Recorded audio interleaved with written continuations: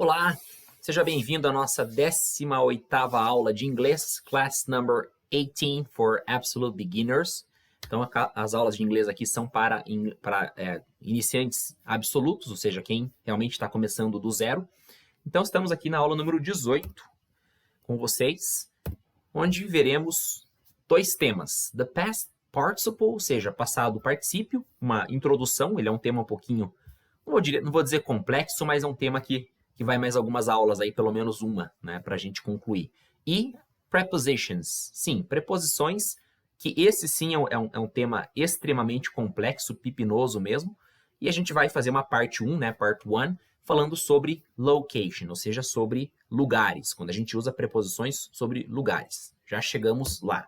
Começando então com o past participle. O que seria o past participle? Ou seja, o passado particípio. Bom, uma boa notícia é que você fala português como eu, então a gente já tem isso no nosso idioma, ou seja, é a mesma coisa em inglês, no sentido de o princípio dele.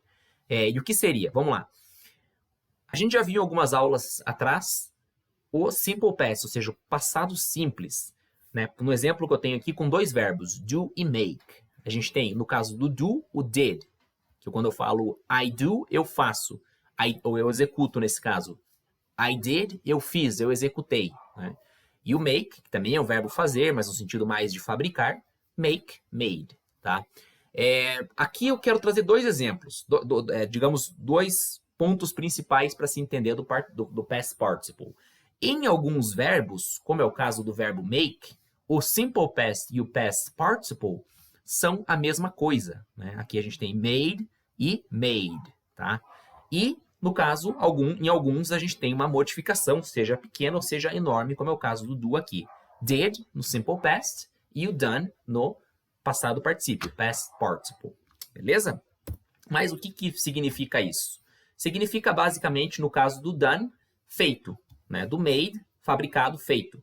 Então, por isso que a gente vê lá em caixas de produtos, made in China, ou seja, literalmente feito na China. Então, o passado particípio, past participle, tanto no inglês como no português, é essa ideia de feito, fabricado, falado, pensado. Então, é desse passado que a gente está falando. Isso é o passado particípio, beleza?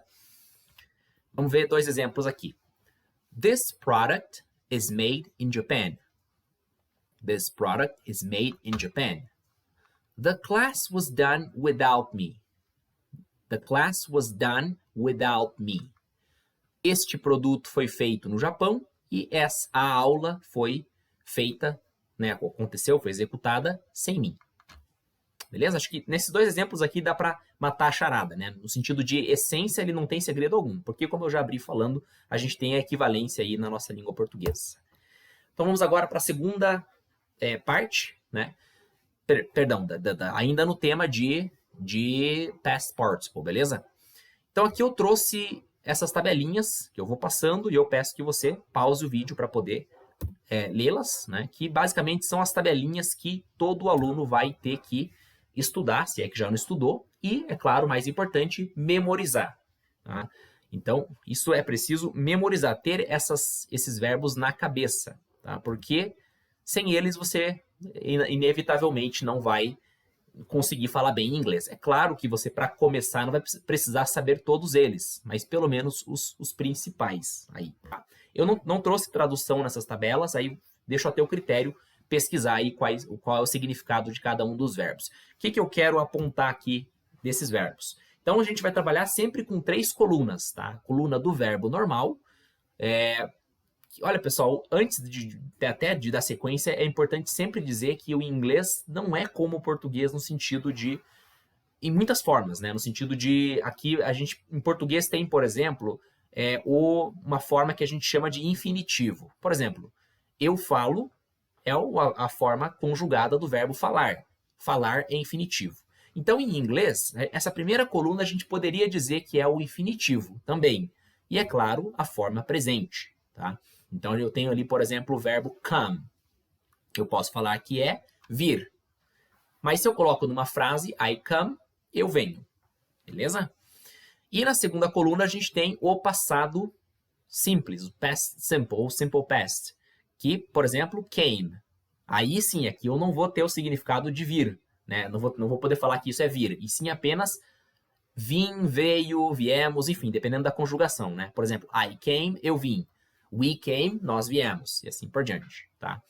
Então, o terceiro aqui, que é o mais fácil, por incrível que pareça, que é o foco dessa aula, a gente tem a coluna do participle, né? Passado past participle, que a gente tem aqui come. Se eu sei que come é verbo vir, então, nesse sentido, o passado particípio vindo é come também, tá? Go, ir. Então, gone, ido.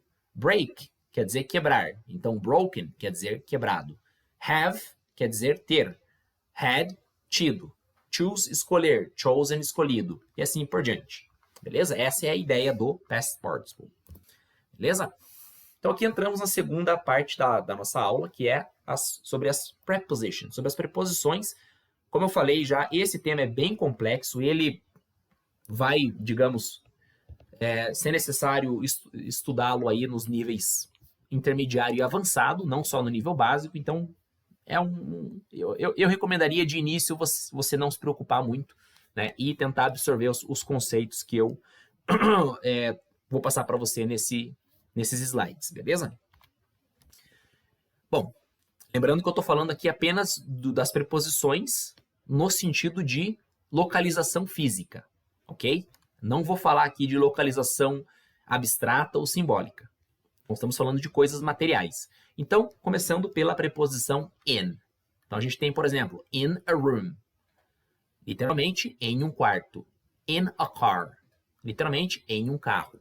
Ou aqui, in a town, city, state, country. Então, em uma cidade, em um vilarejo, enfim, cidade, estado, país. In a yard ou garden, tá?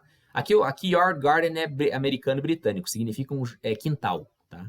Essa palavrinha garden aqui eu até peço que você pesquise, porque ele varia muito o significado do americano pro britânico, tá? Mas enfim, os dois aqui trazem o sentido de quintal. Por que eu tenho essas palavras aqui? Bom, no caso do room e do car, eles têm algo em comum, que é o que essa imagem simplória aqui, até tosca eu diria, busca nos trazer, que é estar dentro de um limite definido por paredes. Não importa se é um quadrado perfeito ou não, né? No caso, um room tende a ser não vou dizer um quadrado perfeito, mas tende a ser um quadrado ou retângulo, né? E um carro tende a ter várias formas. Mas enfim, o fato é que você está envolto por paredes, tá? Pode parecer informação demais, mas absorve isso que é importante para você compreender essa preposição, porque como eu já falei, isso vai voltar, isso dá trabalho, isso não é simples, tá? Não é a coisa mais complexa do inglês, mas é uma das mais, né?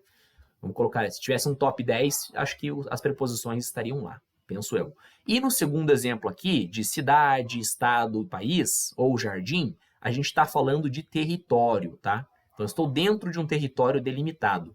É por isso que eu falo in Brazil, in France, no Brasil, na França, in New York, porque existe um território delimitado, existe um lugar, né, tanto se eu falar que eu estou no Brasil, né, existe um lugar onde eu dou um passo e estarei fora do Brasil, uma fronteira.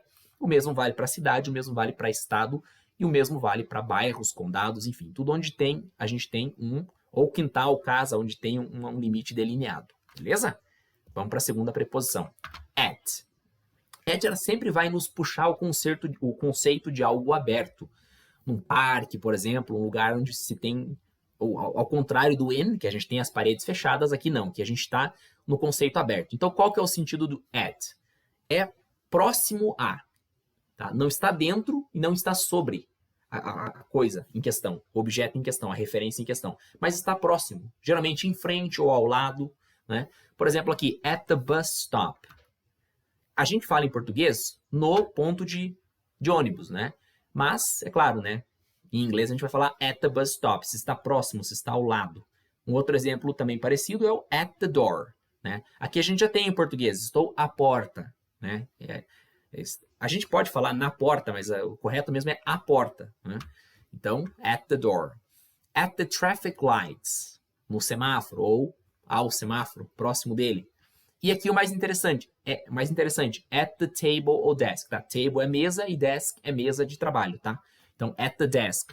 Por que at the desk? Se você falar que você está in the desk, ou até pior, que é a próxima preposição que a gente vai ver, on. né? A pessoa pode entender que você está sentado na mesa, né? Então, aqui a gente também tem a versão em português, a mesa, né? A gente fala na mesa, mas o correto é a mesa, né? A com crase, mesa. Então, at the table ou at the desk. Em inglês, não dá para falar on ou in the table, porque dá até um problema de compreensão, beleza? E a terceira e última preposição dessa aula é on. On é bem simples de se explicar, é tão simples quanto in. On significa estar sobre uma superfície, tá? On a table, sobre uma mesa. On a shelf, sobre uma prateleira, como o exemplo da imagem aqui. Ou on a plate. Plate é bandeja, então on. Né? Sempre se tem uma superfície ou um objeto está sobre essa superfície, então se utiliza a preposição on. Lembrando que estamos falando de lugar, de coisa física, beleza? Mais para frente a gente vai ver o on, o in, o at para sentidos mais, digamos, abstratos, né? Como on the internet, na internet, enfim. Mas isso é outra aula. O que é legal aqui do on também? Ele não importa o lado em que você está para cima, para baixo, para frente, para trás, para o lado, para baixo. Não importa. Se está contra uma superfície, então a gente vai usar o on. Olha o segundo exemplo aqui. On a wall. Então aqui, ó. Isso está, o que quer que seja isso aqui? Um ar-condicionado, uma prateleira, enfim. On the wall. Tá? On the wall. Por exemplo, se você vira uma aranha, né, na parede, você vai dizer there's a spider on the wall. Porque está sob a superfície. Não importa se é para o lado ou para cima. Por exemplo, para cima também, ó. On the ceiling. Ceiling quer dizer a parte interna do teto da casa, né? On the door. É aqui que eu falei, ó. Por isso que a gente fala lá na segunda preposição, at the door, e não on the door. On the door cria essa impressão que está grudado na porta, no caso, né? E, claro, on the floor, que é o mais comum, né?